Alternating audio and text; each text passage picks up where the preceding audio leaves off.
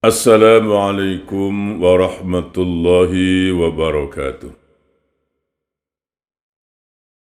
أعوذ بالله من الشيطان الرجيم. بسم الله الرحمن الرحيم. الذي خلق الموت والحياة ليبلوكم أيكم أحسن عملا وهو العزيز الغفور. صدق الله العظيم. Dialah yang menciptakan mati dan dialah yang menciptakan hidup agar Dia menguji kamu, siapakah di antara kamu yang paling baik amalannya. Dia Maha Perkasa, Dia Maha Pengampun.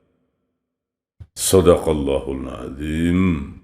Surah Al-Mulk ayat yang kedua. Alhamdulillah wa syukrulillah wa la hawla wa la quwata illa billah. Mati dan hidup adalah ujian. Disebut mati dulu, sebab kita dulu asalnya mati. Dari mati dihidupkan oleh Allah. Dan setelah hidup yang sekarang ini, nanti kita akan dimatikan lagi oleh Allah dan dihidupkan semula. Dihidupkan lagi. Kita dulu tiada, kemudian diadakan oleh Allah. Karena itu, Allah menyebut, Alladzi khalaqal mauta. Mati dulu, supaya kita teringat bahwa dulu kita mati dan kita nanti akan mati.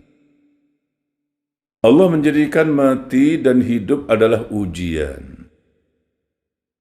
Alladzi khalaqal mauta wal hayata liyabluwakum. Allah mau menguji kita. Ujiannya, ayyukum ahsanu amala. Allah akan menguji siapakah di antara kita yang paling baik amalannya. Mati adalah ujian bagaimana kita menghadapinya. Hidup adalah ujian bagaimana kita mengisinya. Mati dan hidup adalah ujian. Ujian untuk menentukan sikap kita. Bagaimana cara menghadapi mati dan bagaimana cara mengisi hidup. Negeri ini adalah negeri ujian. Dunia ini adalah tempat ujian. Mengaku beriman saja pun tidak cukup sebelum terlebih dulu imannya diuji. Ujian yang akan menentukan nanti apakah benar-benar seorang itu beriman, ataukah sebenarnya dia hanya berpura-pura saja mengaku beriman. Ahasiban nasu an yutraku an yaqulu amanna wa hum la yuftanun. Apakah manusia mengira, apakah manusia menyangka bahwa dia akan dibiarkan saja dengan mengatakan kami beriman, padahal imannya belum diuji. Mengaku saja tidak cukup dan Allah tidak akan membiarkan orang yang mengaku kami beriman sebelum terlebih dulu imannya diuji. Ujian yang menentukan kadar iman, kualitas iman, kata orang Indonesia. Kualitas iman hanya diketahui setelah melalui proses ujian. Apakah benar emas ataukah hanya suasa, dibakar dulu. Kalau sudah dibakar, dipukul, dilekuk, dilenggok, masih tetap warnanya tak berubah, itu mastulen namanya. Tapi kalau baru dipanggang saja, sudah berubah warna, itu kalau bukan suasa, mungkin kuningan ya. Hidup adalah ujian. Ujian bukan saja kemiskinan, penderitaan, kemelaratan, penyakit, bukan. Nikmat melimpah, harta bertimbun, pangkat, kedudukan, semua. Itu pun juga termasuk ujian. Karena itu maka Nabi Sulaiman seorang yang Allah telah anugerahi.